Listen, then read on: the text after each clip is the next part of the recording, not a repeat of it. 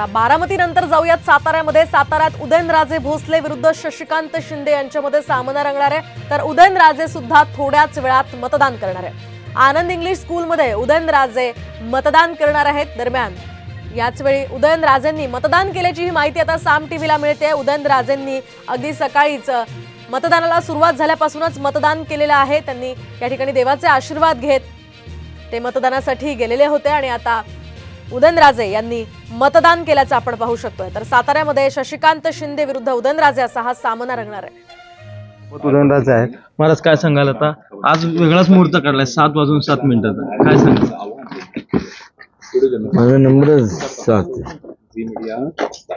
कधी कधी वाटत मटका लागेल म्हटलं बघू आता काय मटका लागतोय काय म्हणून चाललंय आपण। आणि तुम्ही लोक भेटला निश्चित मटका लागणार। मी लॉटरीवरती हे नाही, मी ह्याच्यावरती अवलंबून राहतो। आणि हे म्हणजे काय म्हणजे जनता ज्यावेळेस सांगते त्यावेळेस मी करतो। आजची परिस्थिती पाहता एवढं तर आपण पाहतोय साताऱ्यामध्ये महायुतीतील भाजपचे उमेदवार छत्रपती शिवरायांचे वारस उदयनराजे भोसले आणि महाविकास आघाडीचे शशिकांत शिंदे यांच्यामध्ये ही लढत होते। दरम्यान उदयनराजेंनी मतदान केल्यानंतर काय प्रतिक्रिया दिली आहे तीही आपण पाहूया।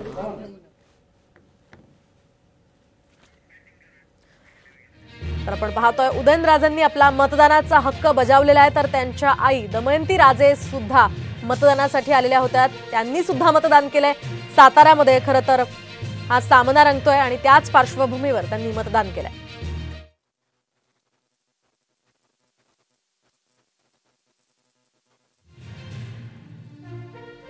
दरम्यान दिल्लीमध्ये खरं तर उमेदवारी मिळवण्यासाठी उदयनराजेंना चांगलीच प्रतीक्षा करावी लागली आणि मोठ्या प्रतीक्षेनंतर खरं तर उदयनराजेंना उमेदवारी मिळालेली आहे। आणि त्यानंतर आता शशिकांत शिंदे यांच्याशी त्यांचा सामना होणार आहे। त्यामुळे आता कुणाच्या पारड्यात जनतेचा कौल पडतो ते पाहणं अतिशय महत्त्वाचं असणार आहे। साताऱ्याचे खासदार श्रीनिवास पाटील यांनी उमेदवारीसाठी नकार दिल्यामुळे शरद पवार गटाकडून आता शशिकांत शिंदे यांना उमेदवारी देण्यात आलेली आहे। दरम्यान ही दोन महत्त्वाची दृश्य आपण पाहतोय सातारा आणि बारामती मधली। तिकडे उदयनराजे भोसले आणि त्यांच्या आईंनी मतदान केले, तर दुसरीकडे अजित पवार, त्यांच्या पत्नी सुनेत्रा पवार आणि त्यांच्या मातोश्रींनी सुद्धा मतदान केलंय।